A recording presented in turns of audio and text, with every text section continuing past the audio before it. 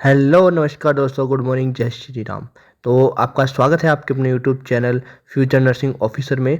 और हम आपके लिए लेके आए हैं आज प्रैक्टिस पेपर थर्ड, जो हमारे राजस्थान CHO एग्ज़ाम के लिए बेनिफिट होने वाला है, जिसके अंदर हम प्रीवियस MCQ जितने भी आए हुए हैं CHO एग्ज़ाम में, उस प्रैक्टिस पेपर के लिए आपके लिए डेली लेकर आए हैं प्रीवियस MCQ डेली। ठीक है, तो प्रीवियस क्वेश्चन जितने निकालोगे उतने आपके लिए बेनिफिट होने वाले हैं। तो डेली क्लासेस देखें, चैनल को सब्सक्राइब करें और अपने फ्रेंड्स को शेयर करें और डेली अपने MCQ पर प्रैक्टिस करें। और डेली हम जो आपके लिए क्लासेस लेके आए उसके अंदर आप क्वेश्चन देखो, क्वेश्चंस का आंसर दो और फिर देखो आपका कितना स्कोर बन रहा है। ठीक है, तो आज का MCQ है, हमारा फर्स्ट MCQ है the a woman is woman's serum and urine, ठीक है, will test positive for SCG in all of the following condition except. ये बोला गया है कि जो एक वुमेन होती है, ठीक है, तो वुमेन में क्या होता है, जो सीरम और यूरिन है, ठीक है, सीरम जो यूरिन है, उन दोनों टेस्ट के अंदर क्या है, SCG पॉजिटिव है। SCG का मतलब होता है ह्यूमन कोरियोनिक गोनाडोट्रोपिक हार्मोन। ठीक है, ये इसकी फुल फॉर्म होती है, कई बार इसकी फुल फॉर्म पे भी MCQ आता है। तो फर्स्ट MCQ ये हो गया। ठीक है, मैंने आपको बता दिया। तो क्या होता है, ये बोल रहा है कि इन चारों में से, जो अपने को चार ऑप्शन दिए गए, इन चारों में से तीन ऑप्शन ऐसे हैं जिसके अंदर क्या होता है, SCG पॉजिटिव होता है, एक को छोड़ के एक में नहीं होता है। ठीक है, तो पहला है प्रेगनेंसी, बिल्कुल 100% प्रेगनेंसी में SCG पॉजिटिव होता है। ठीक है, नेक्स्ट अपने पास एक्टोपिक प्रेगनेंसी, बिल्कुल एक्टोपिक प्रेगनेंसी में भी होता है। नेक्स्ट है वेसिकल मोल, इसको हम बोलते हैं क्या, H मोल। ठीक है, हाइड्रेटिफॉर्म मोल भी हम इसको बोलते हैं। कई बार MCQ आ जाता है कि the other name of vesicular mole, तो उसको आप बोलना है क्या, H मोल बोल दो, H मोल बोल दो, या फिर बोल दो आप हाइड्रेटिफॉर्म मोल। ठीक है, वो ठीक है। तो तीन क्वेश्चन बन गए। पहला हो गया फुल फॉर्म ऑफ SCG, ठीक है। सेकंड MCQ बन गया आपका अदर नेम ऑफ H मोल। ठीक है, और लास्ट फाइनल जो MCQ बनेगा इसके अंदर कि भाई कौन सी कंडीशन के अंदर SCG पॉजिटिव नहीं होता है। तो याद रखिएगा, कौन सी, पोस्ट हिस्टेरेक्टोमी के अंदर हमारा SCG पॉजिटिव नहीं होता। हमारे तीन कंडीशन के अंदर SCG पॉजिटिव होता है। ठीक है, समझ में आ गया। नेक्स्ट MCQ देखिए, नेक्स्ट MCQ आपका ये है, इसके अंदर the transmission of maternal antibodies to unborn child through the placenta is the example. और ये बोला गया है कि क्या होता है, जो मदर से, देखिए ये मदर का यूट्रस मान लेते हैं, ये मदर का यूट्रस है। ठीक है, इसमें मान लीजिए ये प्लेसेंटा है, प्लेसेंटा से कोड अटैच हो, और ये अपना क्या है, फीटस है। ठीक है, ये अपना क्या है, इसके अंदर फीटस यानी टुट्टू है। ठीक है, ये मदर है। ठीक है ना। तो ये अपना क्या हो गया, तो ये ऐसे बोल रहा है कि जो एंटीबॉडीज है, मतलब प्लेसेंटा के थ्रू, ठीक है, ये प्लेसेंटा किससे अटैच है, मदर से भी अटैच है और फीमेल से भी। मैं आपको दूसरे कलर से समझाता हूँ, एक minute.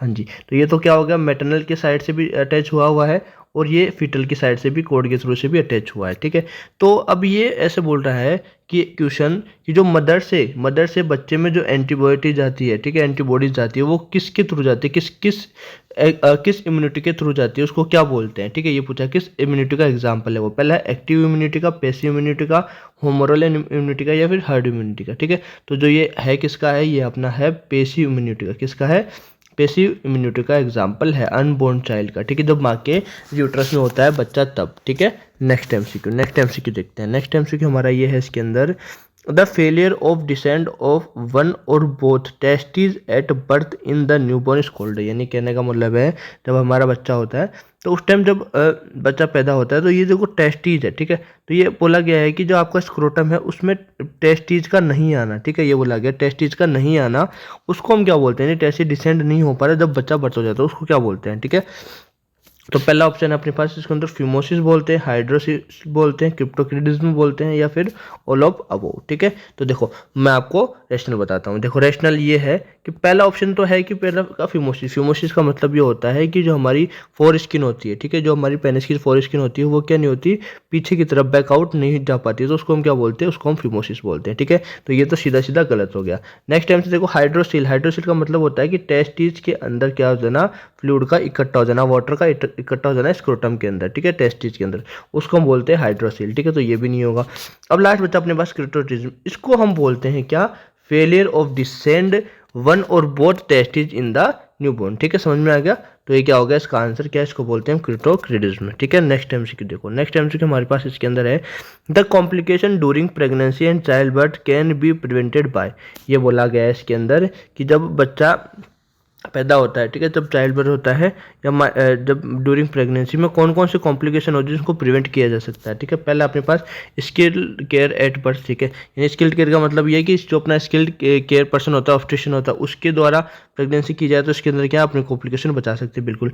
Early detection of risk, यदि आपने रिस्क को डिटेक्ट कर लिया पहले ही तो क्या होगा, वहाँ पर कॉम्प्लिकेशन क्या नहीं होंगे, कॉम्प्लिकेशन अगर नहीं होंगे, तो ये भी सही है। दूसरा है opportune and the timely manage of the obstetrician complication, जो जितने भी कॉम्प्लिकेशन है उनको टाइमली यदि आप मैनेज कर लेते हो तो क्या हो, कॉम्प्लिकेशन आगे नहीं होंगे। तो मतलब ये तीनों ही कथन क्या है, सही है। तो अपना जो आंसर रहने वाला क्या रहने वाला, ऑप्शन नंबर डी रहने वाला है इसके अंदर, ठीक है। मैच करते जाइए, आंसर देते जाइए, ठीक है। जितनी प्रैक्टिस करोगे उतना आपके एग्जाम के लिए बेनिफिट होने वाला है। नेक्स्ट एमसीक्यू देखो, नेक्स्ट एमसीक्यू पूछा गया व्हाइट और येलोइश वाइट सिक्रीशन, ठीक है, वाइट बोल लो या फिर yellow he white green secretion that last four, यानी लास्ट के 10 to 5 डेज, मतलब ये बोल रहा है कि डिलीवरी के बाद में जब लास्ट, ठीक है, लास्ट के 10 से 15 दिन, ठीक है, जो लपने होता है उस टाइम यदि वाइस ग्रीनिश सिक्रेशन हो जाए तो उसको हम क्या बोलते हैं, लोशिया रुब्रा बोलते हैं, लोशिया शिरोसा बोलते हैं, लोशिया अल्बा बोलते हैं, या फिर ऑल ऑफ अबव बोलते हैं, ठीक है। तो देखो रेशनल ये है कि ये लोशिया होता क्या है, देखो लोशिया का मतलब ये होता है जब पोस्टमार्टम यानी आफ्टर डिलीवरी क्या होता है 15 डेज, ठीक है, 15 डेज के अंदर क्या होता है, फ्लूइड का सिक्रेशन होता है, ठीक है, कितना सिक्रेशन का, फ्लूइड का सिक्रेशन होता है, ठीक है। तो अभी आपको याद करने का तरीका बताऊं, पहला होता है अपना रुब्रा, दूसरा होता है सिरोसा, लास्ट होता है अपना इसके अंदर लास्ट जो वो होता है अपना लास्ट सिक्रेशन होता है 10 से 5 दिन के अंदर, वो होता है अपना अल्बा, ठीक है। तो याद करने का आपको एक ट्रिक बताता हूँ, रसा से याद रखो, आप क्या याद रखो, रसा, ठीक है, RSA, ठीक है। RSA से याद रखोगे तो आपको आराम से याद हो जाएगा कि R का मतलब होता है रुब्रा, ये 1 से 3 दिन, ठीक है, 1 से 3 दिन, ठीक है, 4 से 5 दिन ये, और जो लास्ट के जो 5 से 7 दिन का ये, और 10 से 15 दिन का अपना कौन सा सिक्रेशन होता है, अल्बा, ठीक है। वो कैसा होता है, और येलोइश व्हाइट कलर का होता है, ठीक है। तो याद कैसे रखोगे, रसा से याद रखना है आपको, ठीक है। नेक्स्ट, तो इसका जो आंसर रहने वाला कौन सा रहने वाला, ऑप्शन नंबर डी हमारा आंसर रहने वाला है, ठीक है। नेक्स्ट एमसीक्यू देखो, नेक्स्ट एमसीक्यू है अपने पास, the main component of essential newborn care the following except, ये बोला गया है आपको कि जो OLR है ये क्या है, मेन कंपोनेंट है असेंशियल न्यूबॉर्न केयर के एक को छोड़ के, ठीक है ना। तो पहला ऑप्शन है अपने इसके अंदर, पहला ऑप्शन है resuscitate the newborn with hypoxia, यदि बच्चे को हाइपोक्सिया हो जाए तो अपने को रिससिटेट करना है, ठीक है। प्रिवेंट द हाइपोथर्मिया, बिल्कुल। प्रिवेंट द इन्फेक्शन, बिल्कुल। प्रिवेंट द बिहेवियर प्रॉब्लम, अब बच्चा छोटा है, न्यूबॉर्न है, बिहेवियर प्रॉब्लम कहाँ से आ जाएगी उसके अंदर, ठीक है, बिहेवियर प्रॉब्लम अभी से आने से रही, ठीक है। तो याद रखिएगा ये तीनों पार्ट अपने किसके हैं, रिसिस्टेशन, हाइपोथर्मिया से प्रिवेंट करना और प्रिवेंट टू इन्फेक्शन, ठीक है। तो ये तीनों क्या है, तीनों पार्ट हमारे किसके, एसेंशियल केयर के, बट एक कौन सा नहीं है हमारा, प्रिवेंट द बिहेवियर प्रॉब्लम। तो जो अपना आंसर रहने वाला कौन सा रहने वाला, ऑप्शन नंबर डी रहने वाला है, ठीक है। नेक्स्ट एमसीक्यू देखो, नेक्स्ट एमसीक्यू हमारे इसके अंदर है the recommendation volume expander for neonate shock, जब बच्चे को शौक हो जाता है, ठीक है, न्यूनेट क्वेश्चन, एक क्वेश्चन और पूछते हैं आपको कई बार कि न्यूनेट किसे बोलते हैं, तो याद रखिएगा न्यूनेट को बोलते हैं 0 से 28 दिन के बच्चे को, ठीक है। याद रखिएगा क्या बोलते हैं, 0 से 28 दिन के, 0 से लेके 28 दिन के बच्चे तक, 28 दिन तक के बच्चे को हम क्या बोलते हैं, न्यूनेट। ये क्वेश्चन कई बार पूछा गया तो गोल्डन पॉइंट लिख लीजिएगा आप कि न्यूनेट किसे बोलते हैं, तो न्यूनेट किसे बोलते हैं 0 से लेके 28 डेज के चाइल्ड को, ठीक है, बच्चे को हम क्या बोलते हैं, नियोनेट बोलते हैं, ठीक है। नेक्स्ट देखो, अब क्या है इसके अंदर, ये पूछा गया है कि जब बच्चे को शौक हो जाता है तो हमें कितना वॉल्यूम देना पड़ता है, एक्सपांडेड रिकमेंडेड कितना होता है। पहला अपने पास इसके 5 ml पर kg नॉर्मल सलाइन, ठीक है। नेक्स्ट अपने पास 10 ml kg of normal saline, 15 kg 15 पर kg ऑफ नॉर्मल सलाइन, या फिर 20 पर kg नॉर्मल सलाइन, ठीक है। तो जो अपना आंसर रहने वाला ऑप्शन नंबर इसके अंदर बी रहने वाला है हमारा, कौन कितना देते हैं बच्चों को हम, 10 ml पर kg ऑफ नियोनेट, ठीक है। नेक्स्ट एमसीक्यू देखो, नेक्स्ट एमसीक्यू हमारे इसके अंदर ये है कि the diagnosis test technique use to detect the congenital abnormality in uterus, मतलब ये बोल रहा है जब बच्चा यूट्रस में होता है, ठीक है, मदर के यूट्रस में बच्चा होता है, ठीक है, तो वो कौन सा टेस्ट है जो हम यूट्रस में ही पता लगा लेते हैं कि इसके अंदर क्या है, कंजेनिटल एब्नॉर्मलिटीज। पहला है अपने पास इसके अंदर अल्फा फीटो प्रोटीन, दूसरा एमनियोसेंटेसिस, और लास्ट अपना इसके अंदर कोरोनिक विलाई सैम्पलिंग, ठीक है। तो ये तीनों ही हमारे क्या है, क्या है, एक तरीके की क्या है डायग्नोस्टिक टेस्ट है। इससे हम क्या पता लगाते हैं कि बच्चे में कोई कंजेनाइटल एबनॉर्मलिटी तो नहीं है। तो अपना जो आंसर रहने वाला है इसके अंदर क्या रहने वाला है, ऑप्शन नंबर डी हमारा इसके अंदर आंसर रहने वाला है। नेक्स्ट MCQ, नेक्स्ट है हमारा इसके अंदर, the minimum interval between 2 dose of TT vaccine given the antenatal mother should be. यानी ये बोला गया है कि मान लो आपने जो फर्स्ट डोज लगाई है और सेकंड डोज, ठीक है, तो इन दोनों के बीच में कितना गैप रहना चाहिए, ठीक है, कितने कितने दिन बाद में हमारी सेकंड डोज लगानी होती है मेरे को, ठीक है। तो याद रखिएगा कितना, फर्स्ट है पहले अपना मंथ, 2 मंथ, 1 मंथ में, 2 मंथ में, 3 मंथ या 4 मंथ, ठीक है।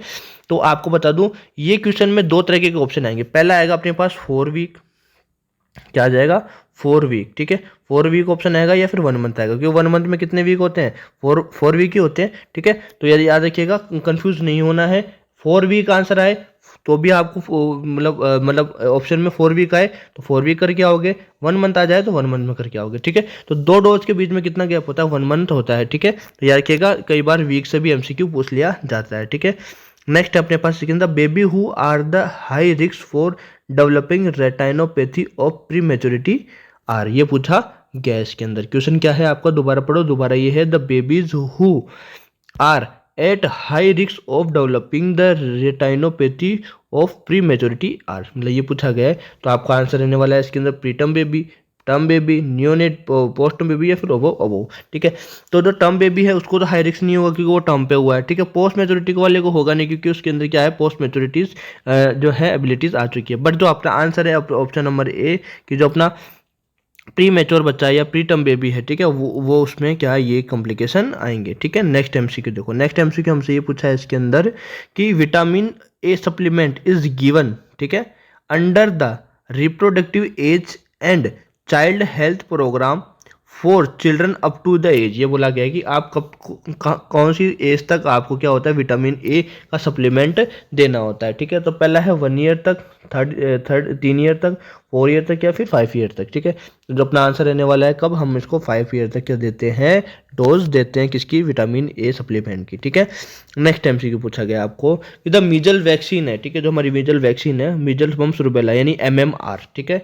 MMR भी पूछ ले, MMR भी बोल सकता है इसको, ठीक है, फुल फॉर्म आती है कई बार, फुल फॉर्म ऑफ MMR, तो बताना मीजल्स मम्स और रूबेला, ठीक है।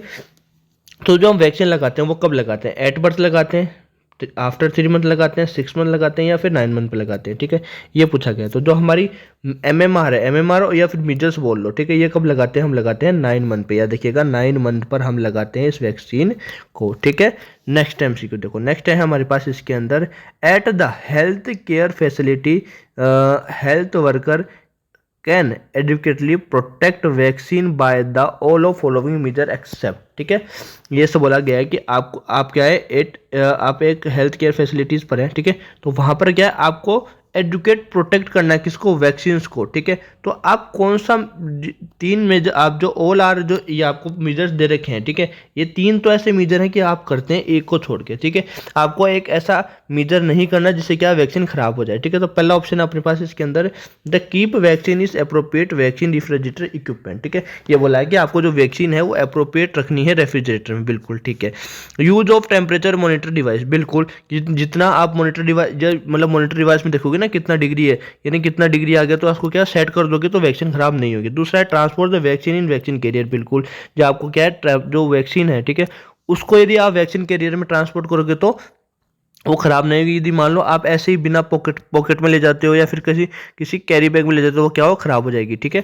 नेक्स्ट है store vaccine in the door of the refrigerator only, ये बोल रहा है कि जो स्टोरेज जो वैक्सीन है वो कहाँ रखनी है आपको, डोर ऑफ रेफ्रिजरेटर, तो नहीं बिल्कुल नहीं। कुछ वैक्सीन ऐसी होती है जिसको हम रेफ्रिजरेटर के डीप में भी रखना पड़ता है, ठीक है, टॉप, तो डोर के पास हम नहीं रखते हैं। तो ये क्या आंसर कौन सा है अपना इसके अंदर, ऑप्शन नंबर डी रहने वाला है, ठीक है। नेक्स्ट MCQ देखो, नेक्स्ट MCQ है अपना इसके अंदर, द रूट ऑफ, ठीक है, ये बोला गया है the route of administration of the Salk polio vaccine, ये बोला गया जो अपनी साल्क पोलियो वैक्सीन होती है, ठीक है, वो हम किस तरह से देते हैं, ठीक है, ये पूछा गया है, ठीक है। तो अपना है ओरली देते हैं, ठीक है, ओरली देते हैं, इंट्रामस्कुलर देते हैं या फिर इसके अंदर इंट्रावीनस देते हैं, ठीक है। तो ये कैसे देते हैं, हमें याद जल्दी से फटाफट आंसर दीजिए कैसे देते हैं, तो ये हम देते हैं कैसे, ये हम देते हैं इंट्रा वीनस देते हैं। ठीक है, नेक्स्ट एमसीक्यू लेते हैं। नेक्स्ट एमसीक्यू हमारा लास्ट और नेक्स्ट एमसीक्यू हमारा इसके अंदर आज की क्लास का कि the vaccine of yellow fever is, जो हमारी येलो फीवर वैक्सीन है, ठीक है, वो कैसी वैक्सीन है। ठीक है, तो पहला है साल्क वैक्सीन है, 7D वैक्सीन है, CCEV वैक्सीन है, ये PREP वैक्सीन है। ठीक है, तो जो अपना आंसर रहने वाला है रहने वाला है ऑप्शन नंबर बी, ये कैसी है, 7D वैक्सीन है। तो डेली क्लासेस से जुड़िए, डेली प्रैक्टिस करिए। ठीक है, डेली अपने जो क्वेश्चन है उनको मिलाइए कि हाँ मेरे कितने क्वेश्चन सही हो रहे हैं, कितने क्वेश्चन गलत हो रहे हैं। ठीक है।